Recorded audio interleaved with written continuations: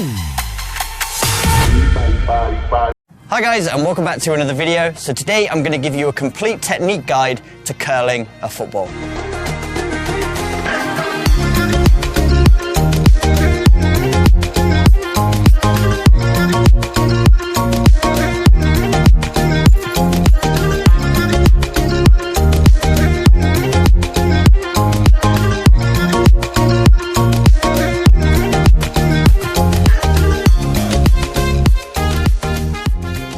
The first step is the run-up. So to generate whip, we need to make sure we're striking across our body. So to make this easier, we want to approach the ball either from a 90-degree angle from our target or a 45-degree angle. This allows us to really wrap our leg across our body, which is going to generate all of that spin. To generate the most curl and the most power and accuracy, you want a smooth technique. So to do this, you want to lean forward slightly, and I like to take 3 or 4 steps into the ball, so that when we finally strike the ball, we've generated plenty of momentum, and that's going to transfer into the ball and through the shot.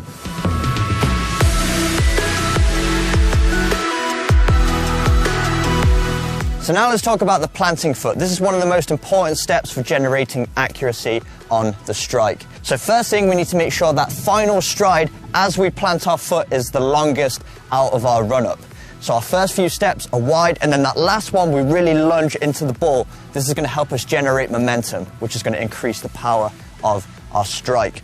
With the planting foot, we want to place it directly beside the ball with our ankle bone aligned with the middle of the ball or slightly behind it. I usually find that the closer up my planting foot is to the ball, the more accuracy on my shot.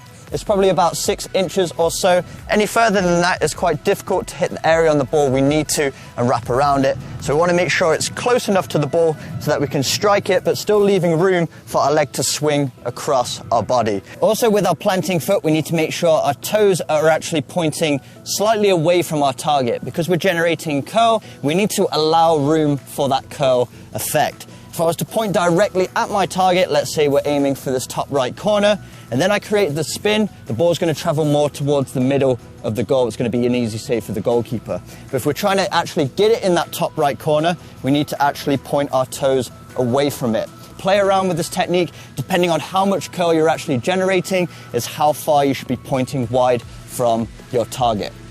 When we plant our foot, we need to make sure we have a slight bend in the knee. This is going to give us more balance and stability, which is going to give us more control over our technique. And as a result, our shot's going to be a lot more accurate and powerful. And then to enhance that balance even further, we want to make sure our opposite arm to our kicking leg is outstretched for balance as well. You'll notice yourself, if you balance on one leg, it's a lot easier to balance when you have your arms outstretched. It's the same with this kicking technique. So as we plant that foot, our arm is out for balance with a slight bend in the knee, and these two combined is going to give you ultimate balance and control over the shot. Now we're actually going to swing the leg and prepare for the strike, so we want to make sure we have maximum backswing. This is where all the power really comes from. If we have a short backswing, we only have a small range of motion to be able to strike the ball and generate momentum with. But if we come from a really flexed position so that my foot is level with my hip, it gives it a greater range of motion to strike through the ball. So this is going to increase the power. So making sure our leg is fully flexed, our knee is kind of slightly behind us. So we're really coming from a maximum pendulum swing effect position, and that's going to allow us to strike cleanly through the ball with as much power as possible.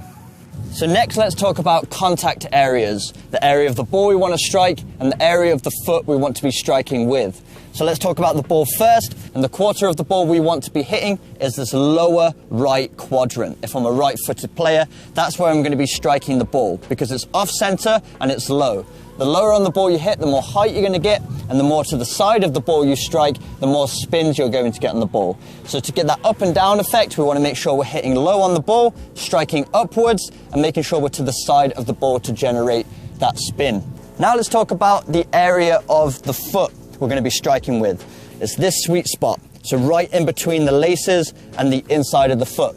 The laces is used to generate the most power, and the inside is for the most accuracy. So we're going to be using the area right in between those two so that we get that hybrid effect, both some power but also accuracy. So we need to angle our foot slightly upwards, pointing our toes to the sky, and then we strike upwards on the ball. This is going to give that spin, but almost in a rainbow effect, so it gets up and then back down on the opposite side. Making sure that we're locking our ankle. Anytime we're striking the ball, we want to make sure our ankle is rigid.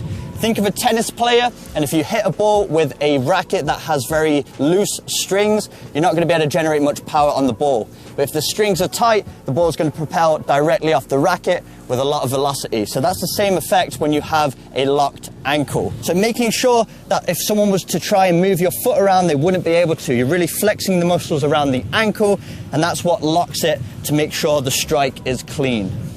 So now let's talk about the follow through. So we're in position, we've just struck the ball. So with our actual follow through, we want to create a curved effect with our body. So to do that, we're swinging across our body. So as you can see, my striking leg goes completely on the opposite side of my planting foot. That curved action is going to give the ball even more spin. So we strike through the ball, up and over. As we're striking the ball though, we need to make sure our chest is leaning over it. If we lean back, the ball is just going to sky up in the air. So as I make contact with that ball, hitting low and upwards, I need to make sure I'm leaning over at the same time. And here's a key tip for you to help you generate even more momentum. That arm you had outstretched for balance, as your leg swings across your body, you want your opposite arm to swing the opposite way. This is going to generate even more momentum. It's going to allow you to twist more aggressively, which is going to add even more spin to the ball. And as a result, you're going to get even more curl. And the final step is what we do with our planting foot after we follow through the ball.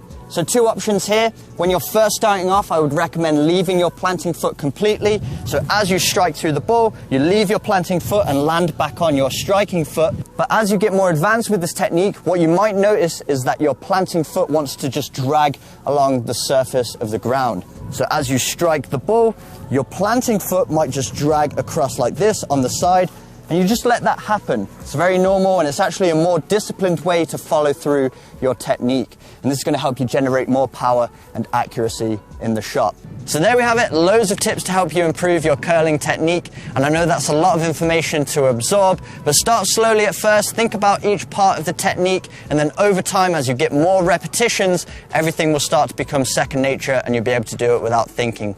And a bonus tip, I'd recommend filming yourself performing this technique and then look at each of those steps and see where you can make improvements. So I hope these tips helped. Hope you enjoyed today's video, and if you did, make sure you smash the like button, hit that subscribe button for weekly training videos, and I will see you guys in my next video.